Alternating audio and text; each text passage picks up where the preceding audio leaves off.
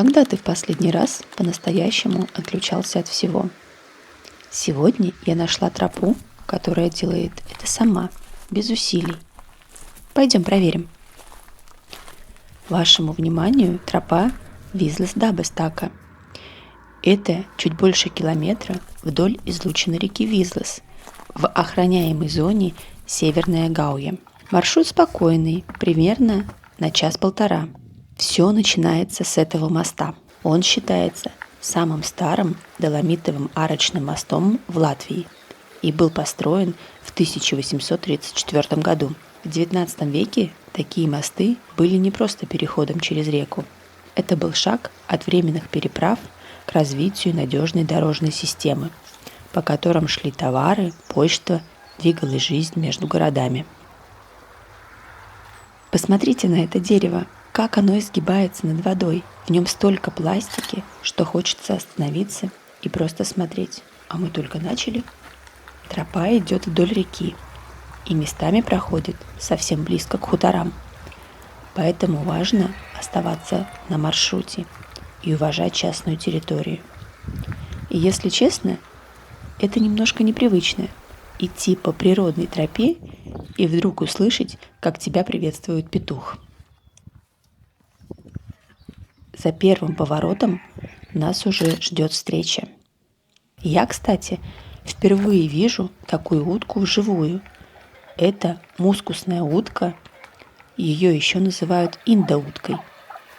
Посмотрите, как она идет. Спокойно, важно и при этом слегка виляет хвостом, почти как маленькая собака. Они не крякают, а тихо шипят и фыркают. Тропа становится еще живописнее, лестницы, изгибы, виды на воду.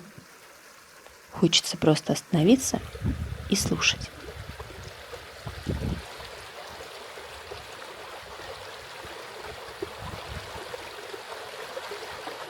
Пару шагов и начинаются первые обнажения. Если есть возможность, обязательно подходите ближе к реке. Именно с берега лучше всего видно, как вода подмывает берег и оголяет корни деревьев. И да, мы снова встретились. Похоже, у меня появился маленький спутник на этом маршруте. Кстати, эти утки настолько практичны, что в некоторых странах их даже используют для борьбы со слизнями. Иду дальше. И вдруг замечаю переплетенные стволы, как будто деревья держатся друг за друга. На таких берегах это не редкость, но выглядит очень символичным. И этот участок – настоящая тренировка. Постоянно вверх, вниз, лестницы, спуски. Поэтому с колясками и велосипедами сюда точно не стоит. Зато весной здесь появляются целые ковры ветреницы лютичной, той самой желтой, которую легко спутать с ее белой сестрой. Ее латинское название – анимон, переводится как «дочь ветра». И это очень точно. Цветок откликается на малейшее движение воздуха, и цветет она совсем недолго, пока на деревьях еще не распустились листья. Спускаюсь ниже, и кажется, мы уже примерно на середине маршрута. Здесь река становится особенно живой, сильное течение, шум воды, и в какой-то момент все лишнее просто уходит. Давайте немного послушаем.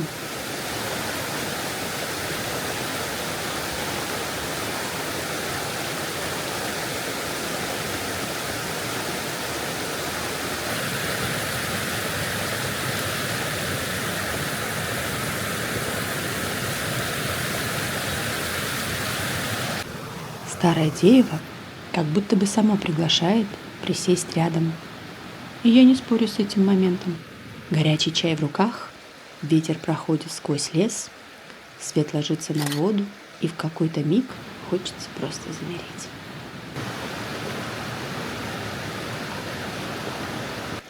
Все поездки я сохраняю на карте Baltic Photo Stories.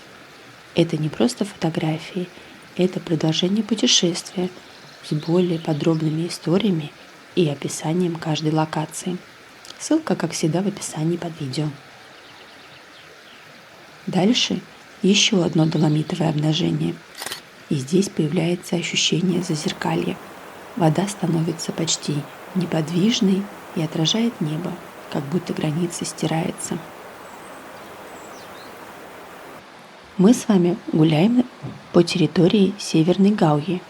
Это охраняемая природная зона, где сохранилось естественное русло реки, луга, старые леса и почти нет вмешательства человека. Именно поэтому все вокруг ощущается таким настоящим. Кстати, это место привлекает не только путешественников. Здесь снимали фрагменты фильма «Вей ветерок».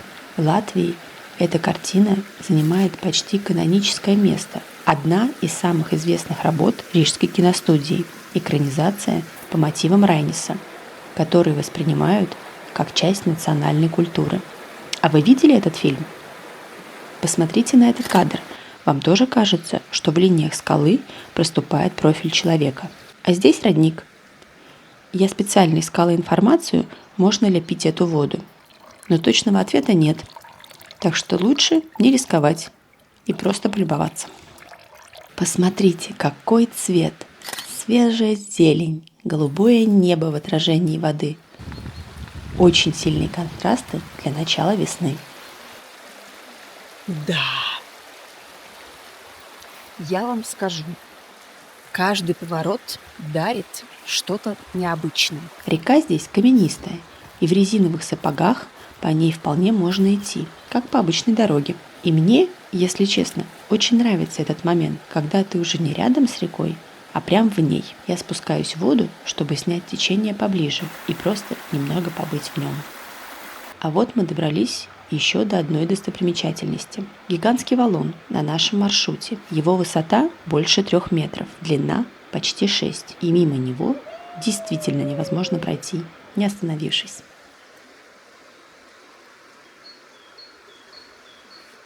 Ой, кажется, кто-то туфельку потерял. Интересно, кто это мог быть? Впереди уже видно место, где Визла впадает в Гаую. Это финальная точка маршрута. Но на самом деле путь здесь не заканчивается. Нам придется вернуться тем же маршрутом. Те же лестницы, те же тропы, те же поля. Но есть важная разница. Теперь мы идем в обратную сторону, и знакомые места вдруг начинают выглядеть иначе, как будто открываются заново. Спасибо, что прошли этот путь вместе со мной. До встречи в следующей истории.